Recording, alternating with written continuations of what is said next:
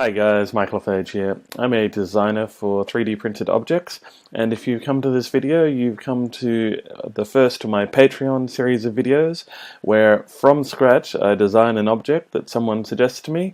In this case it's going to be a cat-shaped keyring for my friend Sue, and yeah, so I designed it from scratch. This is going to be a time-lapse video of me working through the process.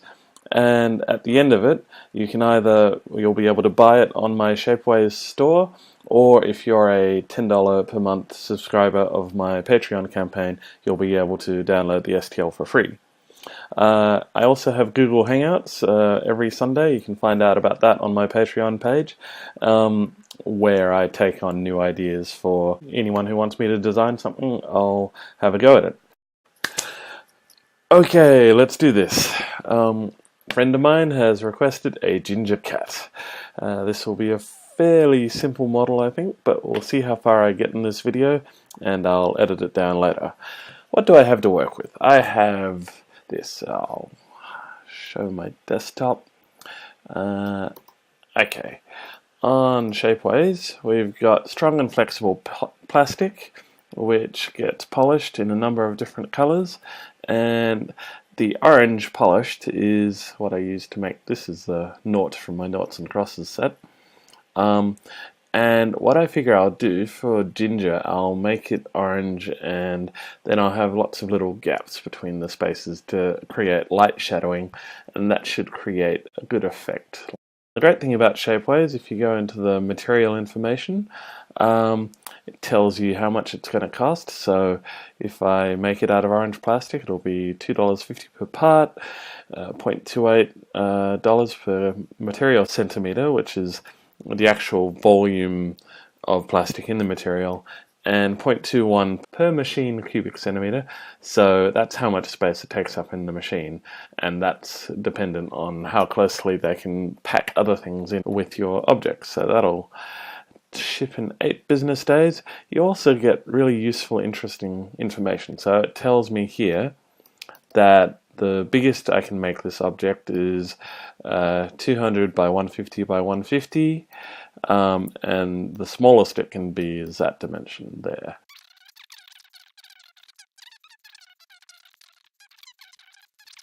Let's go to SketchUp. Okay, here's my workspace, and I've got it set up the way I want. How do I start? Well, I happen to be a rather terrible drawer, so I do a Google image search and just get an idea of what I'm looking for. No, adorable. And what I'm going to do is got to make it quite small, and I'm going to make a box which is how wide I want it to be, maybe 6 centimeters long and 3 centimeters wide. So I'll make it 60 by 30. Okay, and I'll make it 60 tall, say.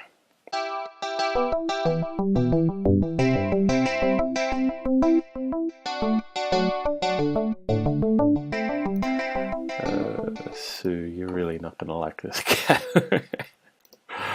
Hang on, what am I going to do here? Thing is, the really important thing, I think, whenever you're doing something like this is just to start, and then see how it turns out in the end.